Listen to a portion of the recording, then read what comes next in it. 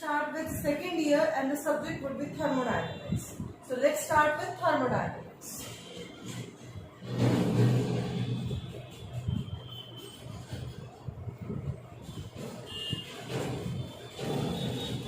Okay, now thermodynamics, we can break it in two parts. Thermo, which means heat, while dynamics, it means motion. So we would say when heat is in motion, the branch of physics which deals with these energies is known as thermodynamics. Okay, so thermodynamics is nothing, it is a branch which deals with conversion of heat energy into any other form of energy.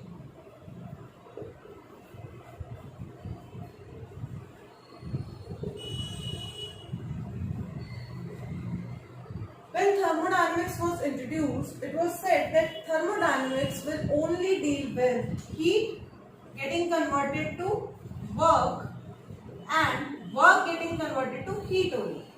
But with time, when we studied the different kinds of energies and different laws governing the energies, we came to know by the conservation law of energy, that is the conservation of energies, it is not only restricted to heat and work conversions but can be converted to any form of energy, and thermodynamics will study about these conversions. So this is the definition we will give, or the introduction we can give about the thermodynamics branch. Now, heat energy is a major part in dealing with physics, chemistry or engineering. So we can say thermodynamics is a major portion of the syllabus of these three engineering, physics and chemistry graduation courses. So we'll be studying this in detail today onwards.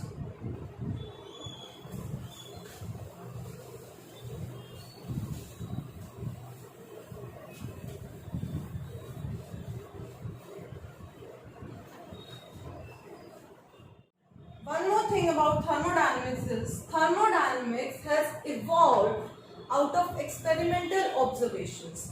That is why we say these are nothing but derived results which, when accumulated,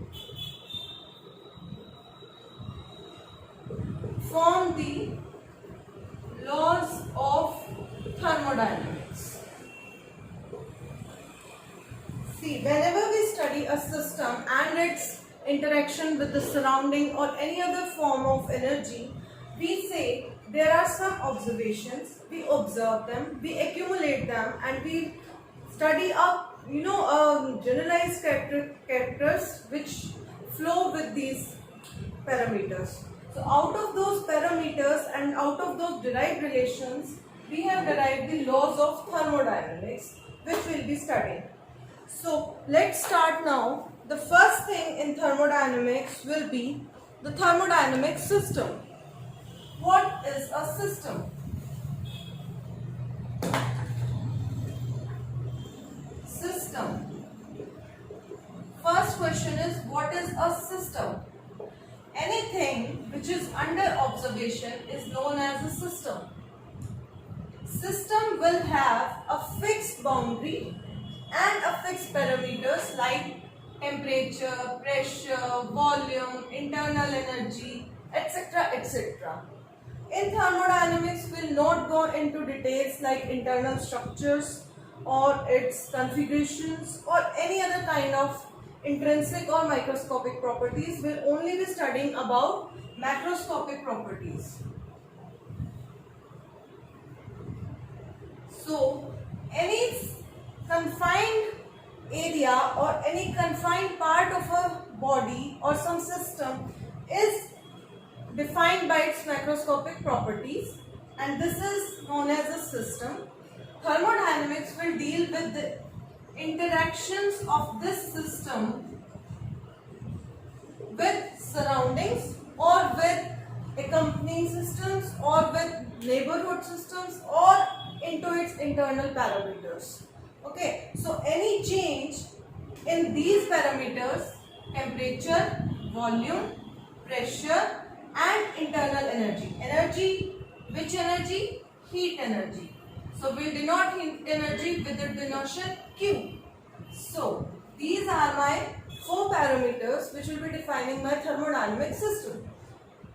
Now the system can behave in majorly 4 categories, that is isothermal.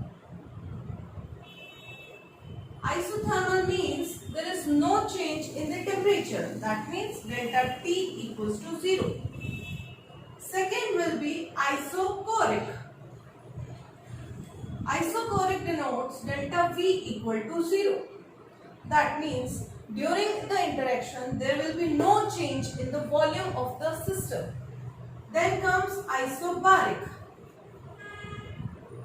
Isobaric will tell there is no change in the pressure of the system, the confined system, not the surroundings but the confined system. And the last will be adiabatic. Adiabatic says you can change any of these 3 parameters but you cannot exchange heat energy with the surroundings or to the surroundings. So delta Q will be 0. Now based on these 4 we get 4 equations. In earlier classes we have studied that ideal gas equation says PV is equals to nRT under certain ideal conditions. Okay, now in this case let us put delta T equals to 0. That means T will be constant. N and R are already constant, so here I will get the equation PV equals to constant.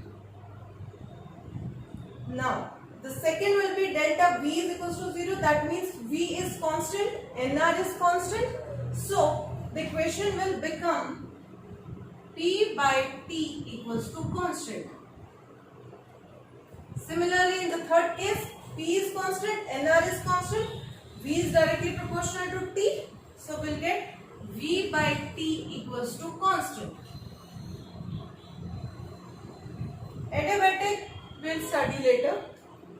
Now isothermal case was studied by Boyle, so that is why this equation is known as Boyle's law.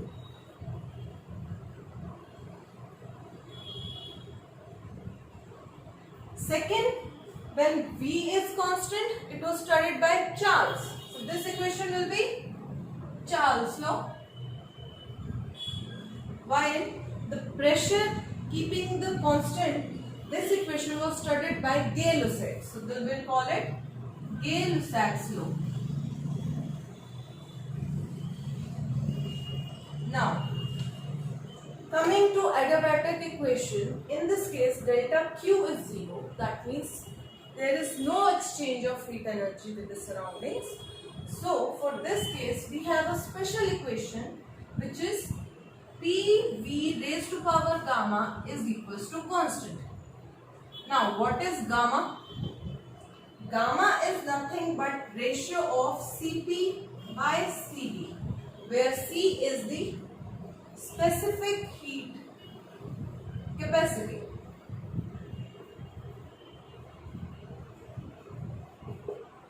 Now what is specific heat capacity?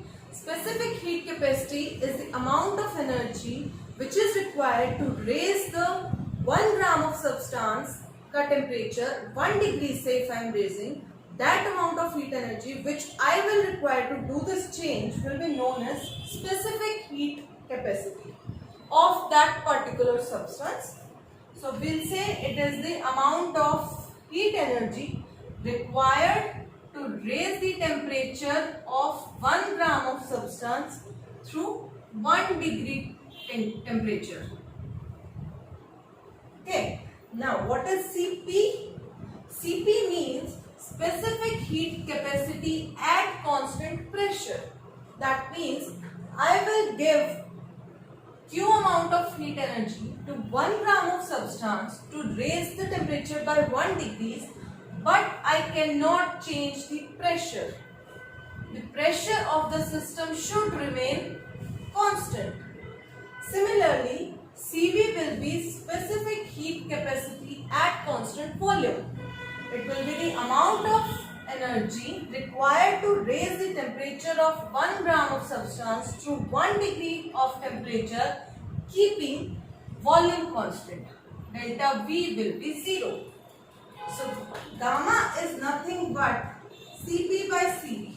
Now, since we have seen here, the specific heat capacities will be different for different substances. Therefore, gamma will also be different for different substances. Majorly, we'll distinguish it with monoatomic, diatomic and triatomic. The value of the gamma remains fixed for monatomic, diatomic and triatomic molecules, made approximately.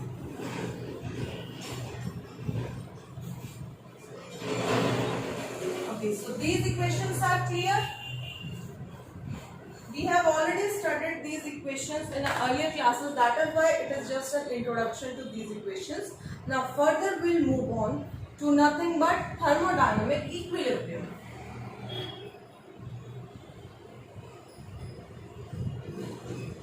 Thermodynamic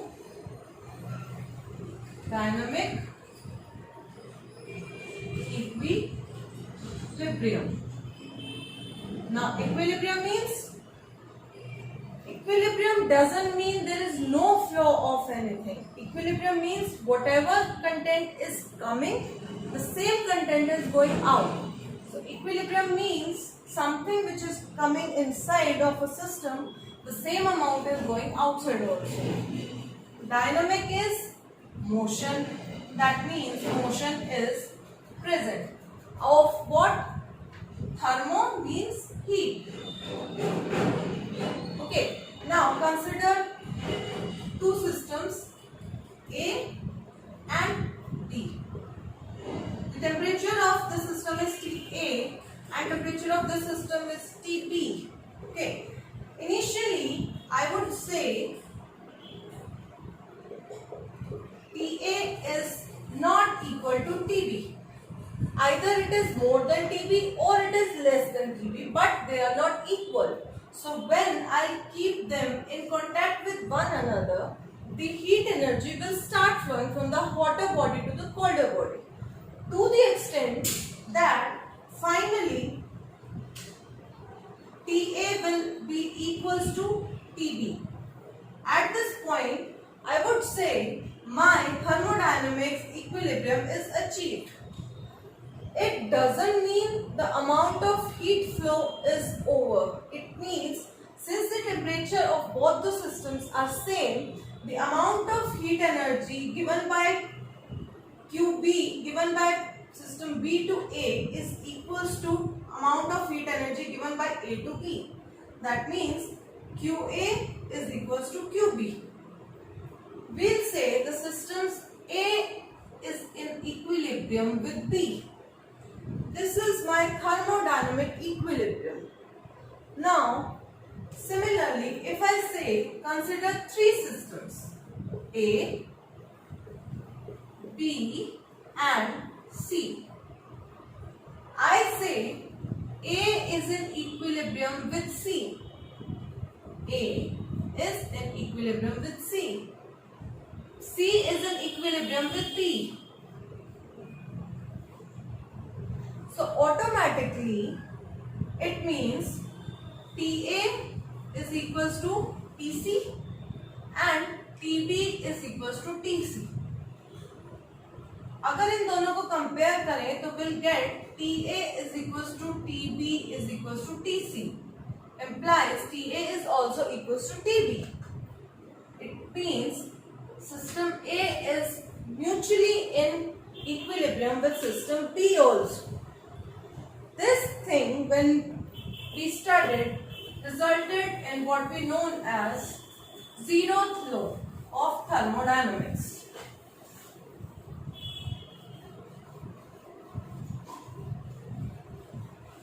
See, in thermodynamics, studying first law, second law. But why do we call it zeroth law? Because in never ever we have heard about a zeroth law except in thermodynamics.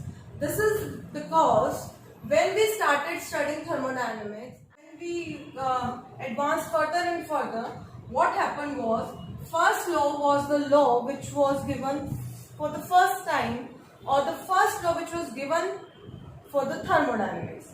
Then came the second law, but when we keep on studying thermodynamics, later we found that there should be a third law which should be introduced before these two laws.